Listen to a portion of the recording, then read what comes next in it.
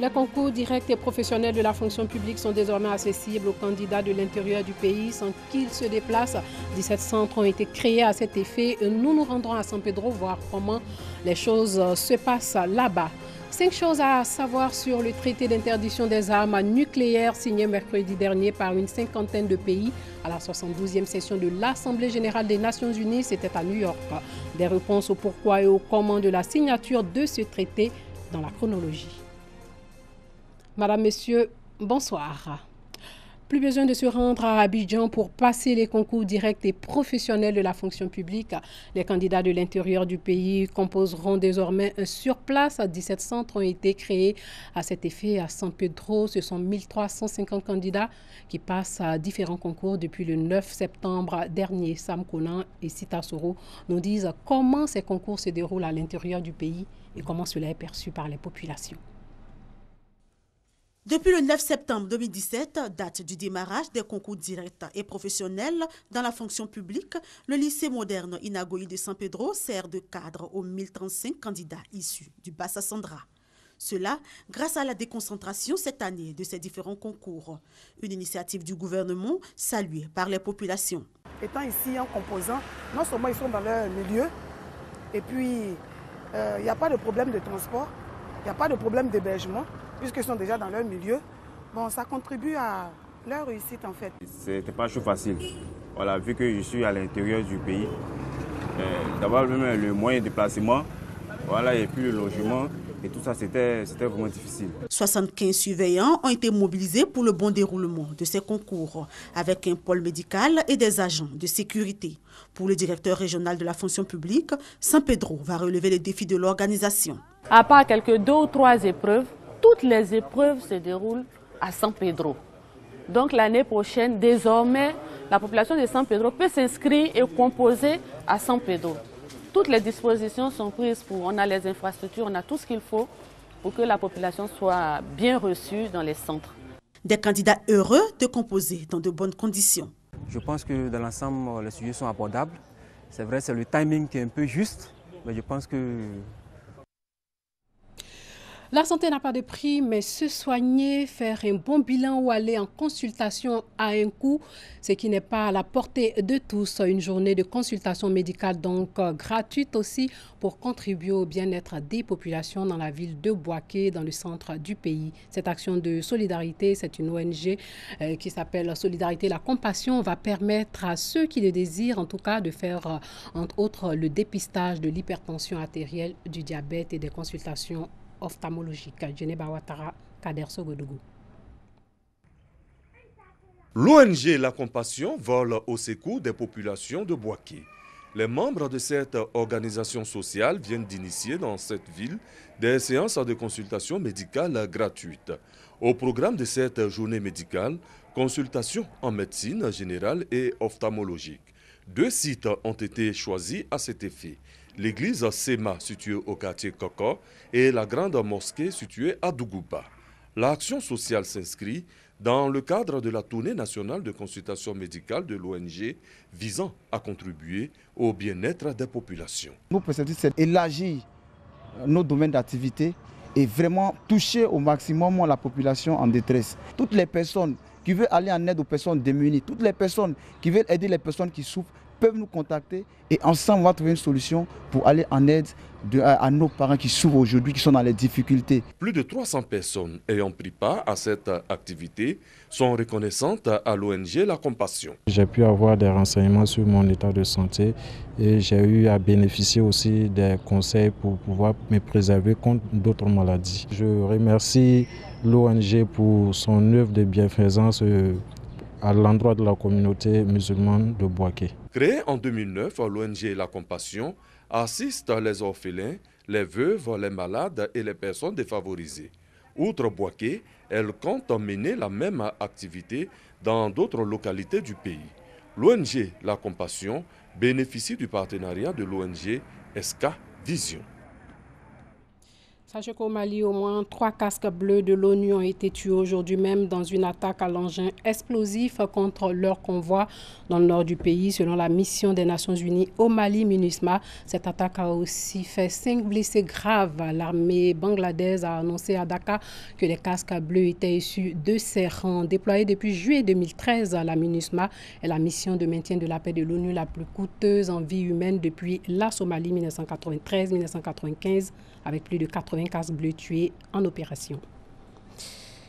En Angola, après 38 ans de règne sans partage, José Eduardo dos Santos cède la place de président du pays à son dauphin João Lourenço, élu avec 61% des voix le mois dernier. Il lui laisse une économie en berne à cause de la chute des cours du pétrole, mais aussi du népotisme au sommet de l'État. João Lourenço l'a annoncé pendant la campagne, il marchera dans les traces de son prédécesseur, José Eduardo dos Santos. L'Angola, pays africain riche en pétrole, est gouverné par le même parti, le MPLA, depuis 42 ans. Et le nouveau président a mis son mandat sous le signe de la continuité. Nous allons continuer le travail commencé par Agostinho Neto dans le passé. Le travail que le président dos Santos a lui-même continué. Nous allons poursuivre ce travail et avec votre force, nous allons construire un futur meilleur. Pendant sa jeunesse, Lourenço s'est battu contre les colons portugais et a étudié en URSS. Devenu chef politique de la branche armée du MPLA, il gravit rapidement les échelons du parti. En tant que président, son pouvoir sera limité par le contrôle que dos Santos et sa famille exercent toujours sur le parti et l'économie. Le président a privatisé l'État au profit de sa famille et quelques amis. Pour eux, il s'agit avant tout d'avoir les ressources à disposition, avoir le style de vie des gens les plus riches au monde, sans se soucier de ce qu'il advient du peuple.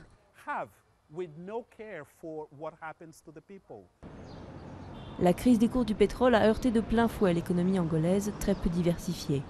Le nouveau président aura du mal à attirer les investisseurs dans ces conditions. Le MPLA laisse le pays dans un véritable chaos économique. La crise est très profonde, la croissance est faible, l'inflation explose, les déficits publics et la dette publique sont hors de contrôle. Les gens le ressentent dans leur vie au quotidien.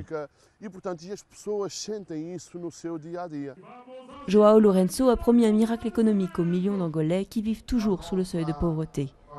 Mais il sera difficile de changer l'un des pays les plus inégaux au monde sans bousculer l'ordre établi. C'est un résultat sans grande surprise. Angela Merkel brigue un 4e mandat en Allemagne après avoir remporté les élections législatives aujourd'hui avec un score de 32,5% à 33% des voix selon les estimations. Il s'agit du score le plus bas pour la CDU, l'Union chrétienne démocrate, depuis 1949. La chancelière allemande a admis qu'elle espérait un meilleur résultat. Et puis, selon des observateurs de l'ONU, des dizaines de Rohingyas ayant fui les violences ces dernières semaines en Birmanie ont été victimes de viols en réunion. La première ministre de Bangladesh, Sheikh Hasina, a réclamé jeudi devant l'Assemblée générale des Nations Unies l'envoi d'une mission de l'ONU en Birmanie et la création de zones de sécurité supervisées par l'organisation pour permettre un retour de la minorité musulmane Rohingyas. Nous partons maintenant en France pour parler de ces bas de soie de luxe ont habillé les jambes de Catherine Deneuve et Beyoncé implantées dans le village Cévenol de Sumène en France. L'Arsois reste l'une des rares entreprises familiales perpétuant le travail de la soie qui a marqué pendant des siècles l'économie, les mémoires et les paysages de la région. Sumène, un petit village des Cévennes, à la pointe en matière de haute couture. Ces machines des années 50 tricotent des bas de soie, parmi les derniers fabriqués dans les Cévennes. Il ne resterait plus que 10 de ces machines dans le monde, dont chaque section met 1 heure à produire une seule jambe de bas couture haut de gamme. La particularité, c'est que vous avez la même transparence de maille en cuisse ou en cheville. C'est la seule machine qui permet de faire ça, avec d'autres particularités de fantaisie qui donnent un effet glamour qu'on n'arrive pas à avoir sur les métiers circulaires. Vendu 100 € la paire, les bas de la marque Servin ont habillé Beyoncé, Catherine Deneuve ou encore les danseuses du Crazy Horse. Aujourd'hui, la plupart des soieries se trouvent en Asie. Dans les Cévennes, jadis l'un des centres mondiaux de la soie, rares sont ceux qui, comme Jackie, 67 ans, gardent cette maîtrise du précieux tissu. Quand on arrive à faire des mailles qui sortent de l'ordinaire, en soie, c'est une récompense. Moi, c'est une récompense, c'est une passion, et je suis fier de le faire pour le monsieur Massal ou la société que j'étais, parce que c'est français. Aujourd'hui, les quelques entreprises qui restent en France importent leurs fils de soie de Chine ou de Madagascar. Les vers à soie ont été décimés en 1850 par la pébrine, une maladie qui a également mis fin à l'âge d'or des soieries cévenoles. Dans le subconscient régional, collectif, il reste quand même. On se réfère souvent, surtout chez les plus anciens, du temps de la filature, du temps de la bonnetterie. Bon, de moins en moins, malheureusement, ils sont en train de disparaître. Mais chez les anciens, vraiment, ça reste toujours une référence. Grâce à ces machines antiques, la société Larsois engrange un chiffre d'affaires d'1,4 million d'euros. Elle est aujourd'hui classée entreprise du patrimoine vivant. Sachez que le traité sur l'interdiction des armes nucléaires a été signé mercredi dernier lors de la 72e Assemblée générale de l'ONU. C'était à New York, aux États-Unis. Une avancée notable au moment où le monde entier fait face à l'hydre à 1000 têtes nommée le terrorisme. Quelles sont ces caractéristiques de ce traité, bien entendu? Comment les États se positionnent-ils à son égard? Quelle peut être sa portée? La réponse dans cet élément. Qui est à l'origine de ce traité? L'initiative du traité a été portée par un consortium d'ONG rassemblés dans la campagne internationale pour l'abolition des armes nucléaires. Celle-ci a été lancée en 2007. Elle regroupait en 2015 424 organisations non gouvernementales partenaires dans 95 pays, dont 56 en France. La première session d'une conférence de négociation aux Nations Unies s'est déroulée du 27 au 31 mars. Elle a été suivie d'une deuxième du 15 juin au 7 juillet aboutissant au traité. Que dit ce traité et quelle est son importance? Dans son article 1, le traité dit qu'il sera interdit en toutes circonstances de développer, tester, produire, fabriquer, acquérir, posséder ou stocker des armes nucléaires ou d'autres dispositifs nucléaires explosifs. De plus, ce traité reconnaît que la menace d'employer ces armes, la politique de dissuasion est aussi interdite. Quelle est la position des États à propos de ce traité et notamment de ceux qui sont dotés d'armes nucléaires? Tous les États détenant des armes nucléaires, États-Unis, Russie, Royaume-Uni, Chine, France, Inde, Pakistan, Corée du Nord et Israël ont adopté une position commune, rejetant les résultats des négociations concernant le traité. Ces puissances nucléaires qui n'ont pas participé à ce processus de négociation le jugent irréaliste, estimant qu'il n'aura aucun impact sur la réduction du stock mondial. La France, les États-Unis et le Royaume-Uni ont estimé dans un communiqué commun que ce texte méprise clairement les réalités de l'environnement sécuritaire international. Pour mémoire, selon un rapport du Sénat, début 2016, 9 États possédaient environ 15 395 armes nucléaires. Même le Japon, seul pays à avoir connu une attaque atomique en 1945, a boycotté les négociations ainsi que la plupart des pays de l'OTAN. Pourquoi la France s'oppose-t-elle à ce traité? Pour la diplomatie française, ce traité est inadapté au contexte sécuritaire international, caractérisé par des tensions croissantes et la prolifération des armes de destruction massive, dont témoigne notamment la menace nucléaire nord-coréenne, selon un site spécialisé en questions militaires citant le Quai d'Orsay. Quelles sont les prochaines étapes en ce qui concerne ce traité? Le traité sur l'interdiction des armes nucléaires a été signé le 20 septembre dernier à l'Assemblée générale de l'Organisation des Nations Unies par une cinquantaine de pays, le Brésil en tête. Seuls ces États signataires seront soumis à l'interdiction.